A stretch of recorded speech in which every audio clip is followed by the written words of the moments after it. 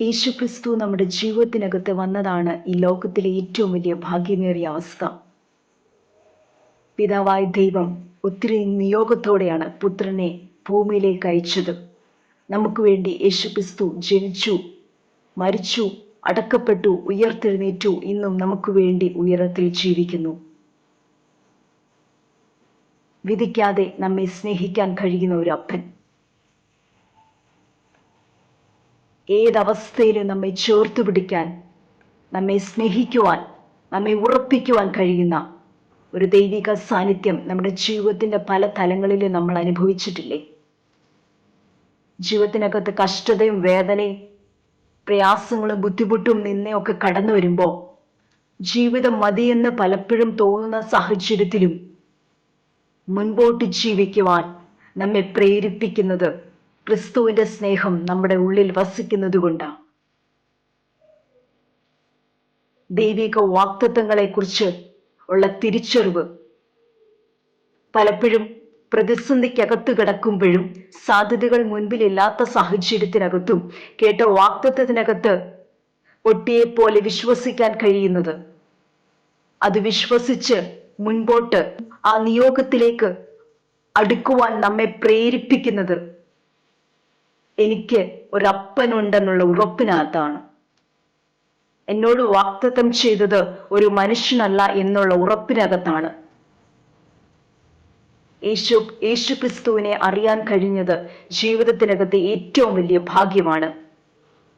Elizabeth പരിശുദ്ധാത്മാവ് നിറഞ്ഞവളായി മറിയോട് പറയുന്നു, കർത്താവ് തന്നോട് അരുളി ചെയ്തതിന് നിവൃത്തി ഉണ്ടാകും എന്ന് വിശ്വസിച്ചവൾ ഭാഗ്യവതി. അതെ, ദൈവം നമ്മോട് അരുളി ചെയ്തതിന് നിവൃത്തി ഉണ്ടാകും എന്ന് വിശ്വസിക്കുക. ജീവിതത്തിൽ ഇപ്പോഴുള്ള സാഹചര്യങ്ങളെ നോക്കി പഴി പറയാനോ വേദനയോടെ മാറിയിരിക്കാനോ, ആ കഷ്ടതയ്ക്കകത്ത് എന്നെ കൊണ്ട് സാധിക്കത്തില്ല എന്ന് പറയാനല്ല, മുൻപോട്ട് ജീവിക്കുക, ധൈര്യത്തോടെ മുൻപോട്ട് പോകുക, ക്രിസ്തുവിനോട് പറ്റിയിരിക്കുക. ക്രിസ്തുവിനെ അറിയാൻ കഴിഞ്ഞിട്ടില്ലെങ്കിൽ യേശു ക്രിസ്തുവിലേക്ക് അടുത്തു ചെല്ലുക, ആ സ്നേഹത്തെ രുചിച്ചറിയുക, ആ തലോടൽ തിരിച്ചറിയുക, ആ സാമീപ്യത്തെ അനുഭവിച്ചറിയുക. നിങ്ങളുടെ ജീവിതത്തിൽ കർത്താവിനെ അറിയാൻ നിങ്ങൾക്ക് അവസരം ലഭിക്കാത്ത വ്യക്തിയാണെങ്കിൽ, യേശുവേ, നീ എൻ്റെ ജീവിതത്തിലേക്കൊന്ന് കടന്നു വരണമേ എന്നൊന്ന് പ്രാർത്ഥിക്കുക. ഏത് സാഹചര്യത്തിനകത്തൂടെയാ നിങ്ങൾ പോകുന്നതെങ്കിലും, എത്ര കഷ്ടതയ്ക്കകത്തൂടെയാ നിങ്ങൾ പോകുന്നതെങ്കിലും, ക്രിസ്തുവിനെ അറിഞ്ഞു കഴിയുമ്പോൾ ആർക്കും തരാൻ കഴിയാത്ത ഒരു സമാധാനം, സന്തോഷം, പ്രത്യാശ, ധൈര്യം, മുൻപോട്ട് ജീവിക്കുവാൻ ഒരു ആവേശം നിങ്ങളുടെ ഹൃദയത്തിനകത്ത് ഉരുവായിത്തീരും. പൗലോസ് പറയുന്നു, പറഞ്ഞു തീരാത്ത ദാനനിമിത്തം ദൈവത്തിന് സ്തോത്രം. അതെ, വേദനയുണ്ട്, പ്രതിസന്ധിയുണ്ട്, കഷ്ടതയുണ്ട്, നിന്ദയുണ്ട്. പക്ഷേ പറഞ്ഞു തീരാത്ത ഈ ദാനം, ഈ കർത്താവിനെ അറിയുവാൻ ജീവിതത്തിൽ ലഭിച്ച ഈ വലിയ അവസരം, അത് ഏറ്റവും വലിയ ഒരു ദാനമായി,